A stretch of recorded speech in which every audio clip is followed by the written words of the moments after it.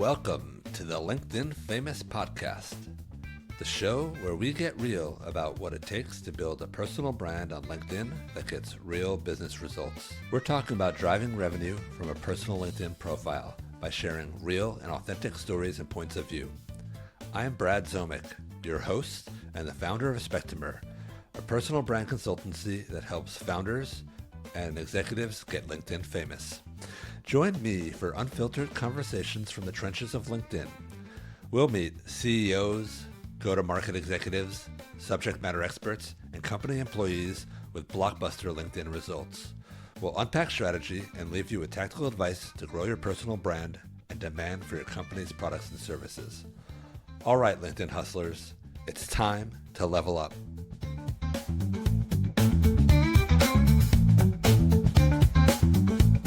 Welcome, LinkedIn movers and makers. I'm excited to have Kait Stephens, the CEO of Brij, on the show today. She's my former boss, my first client, and now a friend. I wouldn't be here hosting this podcast or have started my executive branding consultancy without her. I worked side by side with her for over a year. I was inspired by her grit and passion, which led to me leaping into entrepreneurship. It just felt like a natural jump. She's truly earned the title of LinkedIn Famous, taking Brij from 0 to over 1 million in ARR on the back of LinkedIn. She went from 2,000 or 3,000 followers, nearing close to 20,000 now. She is as LinkedIn famous as they get. Just a little bit about her background. She was a former private equity investor.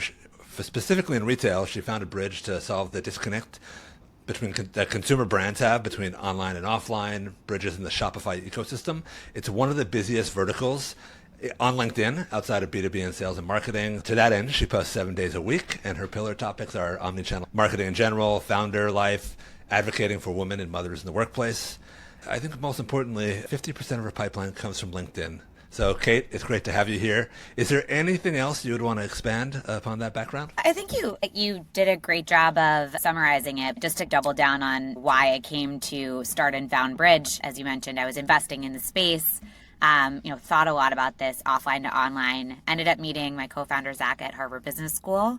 We graduated in 2020 in the pandemic, which just really accelerated the pain point, a lot of what was driving why Brij exists, which is when a brand sells through retail, they have no idea. It's literally a black box. We're being that bridge. So collecting that first party data, bringing brands effectively the data that they're used to having in D2C, but in retail. Bringing that modern marketing playbook to retail. Retail is 6 times the size of e-commerce. Truly becoming that bridge and really feeling that product market fit.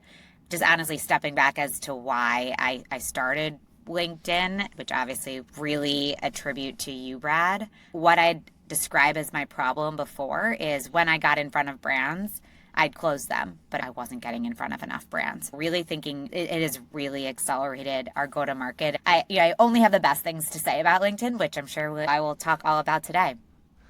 That is awesome. You jumped a little bit ahead of me there, sharing your motivations. I love that. I'd love to ask you, what's something about yourself that our audience couldn't learn from your LinkedIn profile?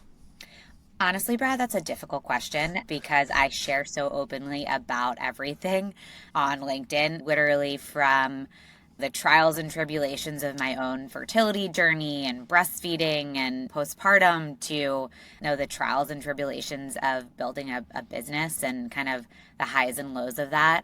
I probably haven't shared enough about my childhood and, how that shaped me. I think that there's probably maybe 1 or 2 posts that exists around my dad, who was a serial founder. I think a lot of my grit, perseverance, I really learned from my dad and through my own challenges. He used to wake up at sometimes like 4 o'clock in the morning to get a head start on the day and start working. I would write him notes to wake me up. Also, when he woke up, this is like the crazy in me, but I think that there's a little bit of crazy in founders. I'd wake up at 4 o'clock in the morning before school to do extra homework, which I often assigned to myself. That is where that work ethic came from. Well, that is a touching story. Dialing back to when we got started on LinkedIn, what were some of the big challenges? starting that up, going from 0 to 1? I think the biggest challenge that your founder will say is, I don't have enough time. The reality is, if you are going to invest in LinkedIn, you have to dedicate time to your involvement in that channel, and you have to set up a process to facilitate a process around posting and engaging. I would say getting started is probably the hardest. When I'm giving founders advice, founders ask me all the time about my LinkedIn strategy. I'm like, just start somewhere. You don't need to post 7 times a week. If you can post once a week, you start to get the muscle of posting. I think that the other piece of advice that I'll give to founders who are looking to get started, or those who just want to be more active, is that the getting over the ick factor. I think that's a big hurdle that people have around posting. I get it. I felt uncomfortable about it too. Then I realized that I am investing in my business. This has provided an unbelievable benefit. People get that. I used to almost excuse it at parties. I'd be like, oh my God, yeah, my LinkedIn, it's like a marketing strategy for Brij. They're like, of course it is. We understand that. I don't know, that that ick factor I know is a piece that people are embarrassed about, that they need to get over. That was probably something that I had a little bit of in the beginning, but got over quickly. I love that advice, especially start small, then scale from there. I hear a lot of people talk about the ick factor, and I love that mentality. It sounds like you're almost saying it's your financial responsibility to do it, right? Exactly. Question, going back to the time factor, how much time do you spend on LinkedIn per week? And how would you break out those activities? I probably spend at least an hour per day. At least 7 hours per week is my back of the envelope math there. I will tell you that I'm a LinkedIn scroller, so I enjoy spending time just scrolling and learning from LinkedIn. The way that I'd break out the activities, Brad, is I have a process where, I will send to a founder brand Slack channel whenever I think of ideas. That's kind of idea generation. Then I will often dictate out posts in a recorded session. Someone will take a first stab at writing those. Then I'm doing heavy edit reviews to make sure that post is in my own voice. That's probably where I spend most of my time, is in those edits, as well as providing the appropriate context. If I'm posting a case study, making sure the appropriate people are tagged that are the stakeholders at that company. That probably takes an hour to 2 per week of my time, making sure that it is truly my voice reflected in those posts. I think the engagement side is another place that I spend time on LinkedIn. There's the new prospecting, new business side of LinkedIn, which is getting in touch with people. I get deep into LinkedIn, seeing different connections. If we launch a new brand, I'm connecting to other people on the team. I'm connecting to the CEO. I'm writing messages. I spend a ton of time engaging and just going deep in LinkedIn on that side as well. We got a full court press operation going there. One thing I want to zoom in on that you said that I think is really important, especially for any sort of founder executive who's working with their team in a similar model where there's a LinkedIn jam, there's a drafting mechanism, then there's a review. That review process is critical. I love how you invest in that last mile, making it your own. I think a lot of people, there's a lot of cases where founders might make the mistake of just clicking press at that point. That juncture is really critical to make it authentic and make it yourself. Really important. I think it's important to also add where AI has entered the picture here. Absolutely using AI to generate a first draft of content, but you need to edit it so that it sounds like you, so that it sounds like a person. I can tell you who the LinkedIn agencies are in my industry and who they're working with when those founders are not, or those operators are not providing that heavy editing, or who's posting AI content. It's pretty painful to see if it is just AI. That's not the voice that people want to hear about. Question with AI. Have you done anything crafty, take the volume of your content? At this point, you must have somewhere between 500 and 1,000 posts in the archive that you could feed to a model. Have you ever tinkered with that? Do you use it in that way to help you farm the recesses of your mind digitally and reuse some of that? Honestly, we haven't done that in a meaningful way yet. It's definitely something on the to-do list. We're certainly using former posts to inform future posts. We're typically taking like the top 10% of posts, figuring out why they performed so well, and reframing them. That is another great piece of advice. In the beginning, you're just throwing a lot of spaghetti at the wall, and you really don't have a big data set until you're months in. So how often are you going back and looking at the performers? Is that a monthly, quarterly activity? I would say it's at least a quarterly activity. It's part of our QBR process where we're highlighting top posts, reevaluating even content themes. Then I think around different timing. For example, we're coming into the holidays and New Year, reviewing what I did last year. I did a Wrapped, I did a holiday post to see what hit, what didn't, also just generate ideas for this year. Amazing. Question, back to the AI. What sort of prompts are you asking it? Are you using Claude? Are you using ChatGPT? Primarily use ChatGPT. The prompts depend on the content, but it's usually write a LinkedIn post in single line paragraph format in my voice that then I've taken notes. Like that summarizes my takeaways from BevNat. Here's my takeaways. So that's a starting point, and I'll edit from there. Very cool. I would say increasingly, I myself am now tinkering with AI.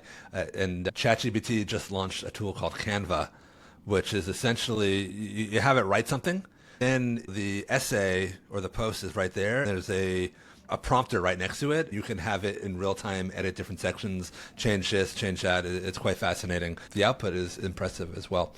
Let's zig and zag a little bit. You invested a little bit in video this year. It may be more than a little, a lot. Tell us about those experiments. I don't remember who told me. I learned that LinkedIn was starting to reward video, so I started testing vertical video. LinkedIn actually has a feed, not dissimilar to TikTok or Instagram, that is, you can scroll video. I started testing single up, like on my computer, like this video. Then the other thing I was also testing was like floating head. I'd have a video or still image on the back end, and I'm talking with that video on the back. I would film that typically in TikTok and download the video to post it to LinkedIn, with again, LinkedIn being my vehicle channel of choice. I had a couple of posts that like went mega viral, like over 1 million impressions viral, several of them, versus, I don't know, like my most viral post in still had 50,000. That was like a one-off, massive launch.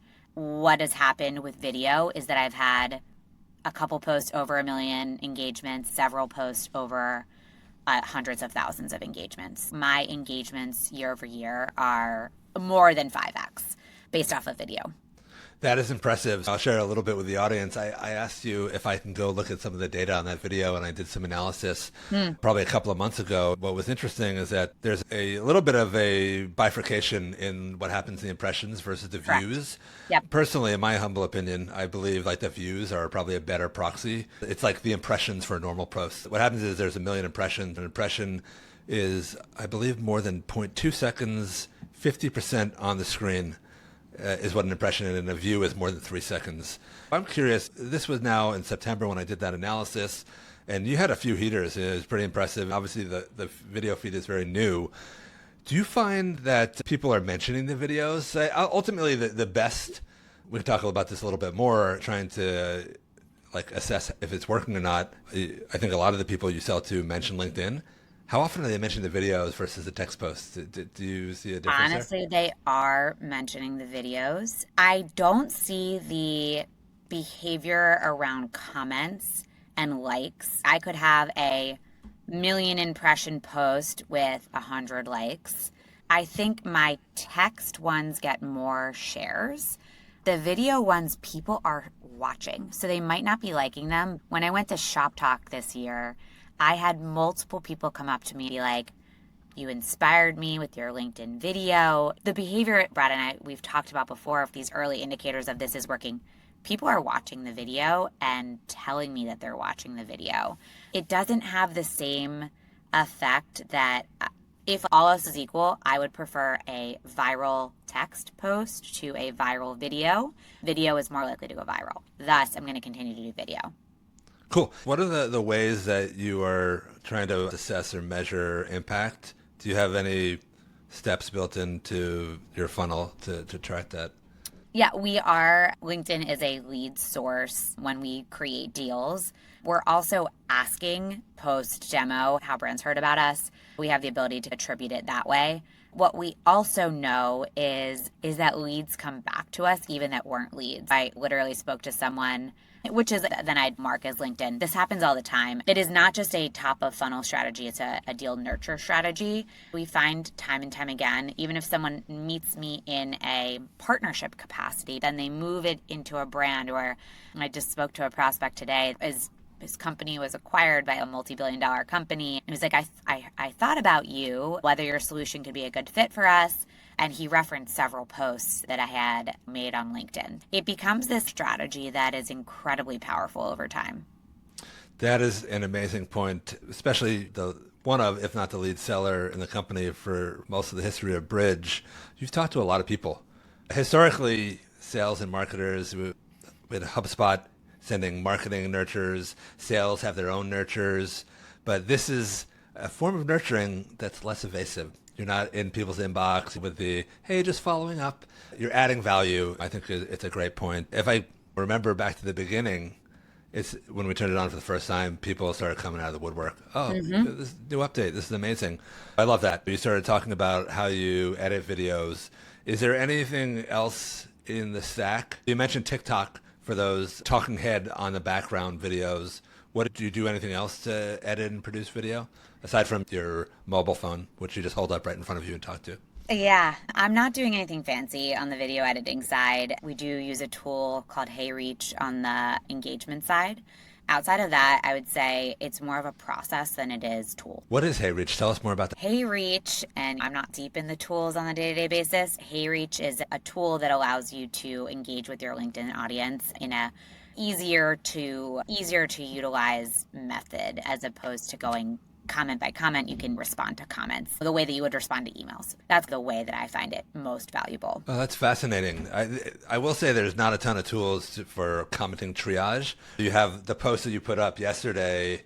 It used to be we would manually go look and see who commented. Oh, we got to get back to those people. Then you have people that you want to comment on outbound. Or do you have a bifurcation of the commenting process? What does that look like today? And is it now all consolidated to HeyReach? I'm in the platform organically as well. Then we also have HeyReach, which consolidates it. We also can action off of engagement. If someone likes or comments on someone else's post, that we would want to engage with those people. So it allows us to personalize that follow-up. I think that's like a very valuable tool as well. HeyReach specifically, it is processing a signal like a comment. Yes. And is it automatically connection requesting them? You can set up a flow. Interesting. Is there a next step with email, or is that separate? You can. We connect HeyReach to Clay. Clay is an AI tool that allows you to add a bunch of different signals, create different actions on it. You can set up an email. We've tested that. We found that it's a little creepy, personally. Those who are engaging on LinkedIn are happy to have me respond via LinkedIn. When we're bringing that LinkedIn engagement to email, unless it was like very obviously like a sales signal that we've not seen, like that flow we've shut off. That is fantastic. And actually, it sounds quite efficient. If somebody's engaged with you, HeyReach is automatically taking the next step and saying, hey, let's be friends. Unless somebody actually raises their hand to want to talk to you, you don't really do anything with outbound related to that. Yes, but what I will say is we are making a more concerted effort to do outbound via LinkedIn directly. So this is separate and apart from HeyReach. Just like I have almost 20,000 followers on LinkedIn, many of whom are ICP. It's something that we've been discussing that we're really underutilizing. Just looking at metrics from the last quarter. On cold, which is not cold, people that I am LinkedIn messaging, I have a 30% reply rate, which is pretty massive, versus email, we have 3% reply rate, which is actually pretty good. Obviously, it's a incredible multiple of our email response rate, which is not surprising. It's like a very warm channel. That's amazing. If I remember correctly, back in the day when I first started at Brij, there have probably been multiple iterations of outbound, but the reply rate was probably 1%, if not sub 1%. That's impressive that you 3x that. And on top of that, your LinkedIn has a 10x efficiency on that. That's amazing. Shifting gears a little bit, if you had a magic wand, is there anything you would want to change about LinkedIn? I would love to be able to better connect my lead list. I am actively looking for a tool that better enables me to use my network and my LinkedIn network to understand who I would like to ask for intros for in my network. That is not natively available on the platform. That is a tool that I'm evaluating other resources right now. Interesting. I think what you're describing, there might be a tool called Comsor that does that. It's like warm intros and referrals. Check it out. I may be making that up. I haven't gone too deep in it, but I've heard that's what they do. I guess there's always room for improvement on LinkedIn. Fortunately, they're always changing and adding new features and whatnot. We'll see where that goes. Let's talk about impact. You talk about impact on the company. Clearly, it's been massive. You've grown a lot in the span of a couple of years, 100% in the last year, and 50% of that comes from LinkedIn. How else has it impacted the business and maybe even your life? I think stepping back from a business perspective, I think the biggest impact has been the ability to amplify what we're doing from a sales perspective and a customer perspective. That is the most obvious kind of revenue takeaway. I've also met like some of the most incredible friends on LinkedIn that are business friends. They are customers. We've come together over shared interests or personal experiences because I've been so open in sharing things about my life. One thing that I talk a lot about, you mentioned my respective content strategies or pillars. I talk a ton about like female leadership and working moms, which is my life. I've got a 2.5-year-old and a 7-month-old. A lot of what I've spoken about has really resonated with women in the industry who I connect on around that, then also are either partners or customers or investors. It's catching up with one of our investors who is, and she was like, your strategy is brilliant. This is such a male-dominated space. Are speaking to women, and your customers are often women who often have kids that they're trying to balance being really motivated in their jobs, then also having kids, and both of those being really important to them. I think really important in my content is that I talk about how those two things do not need to be mutually exclusive, how the lines are blurred. You can be great at both. I think that there's a lot of content about how you have to choose. My general content theme there is it's hard, but you can do both. I'm going to share how I'm doing both.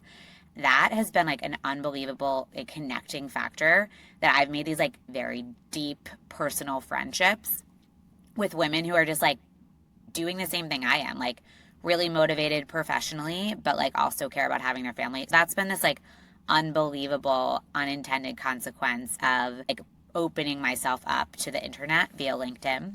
That's been unbelievable. The third piece that I absolutely must mention is the talent side. By sharing our company values, the way I think about management and leadership publicly on LinkedIn, it has become a talent magnet in a way that I have people who reach out to me all the time. I've hired people inbound.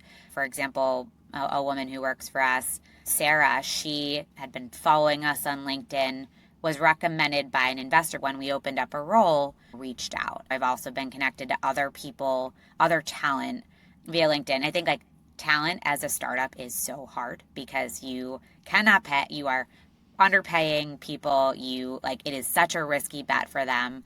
If you can share the mission and the way that you operate and the way that you lead, which is very much part of my content, that attracts people who I definitely would not have met otherwise. I think that there's, of course, like the funnel, the sales funnel, the nurturing funnel side of LinkedIn. I think that the personal connections as well as the talent connection have been as much a unbelievable outcome of my presence on LinkedIn. That is a great point. Obviously, a lot of people come to build an audience, to get people thinking about the problems that they solve, to get pipeline.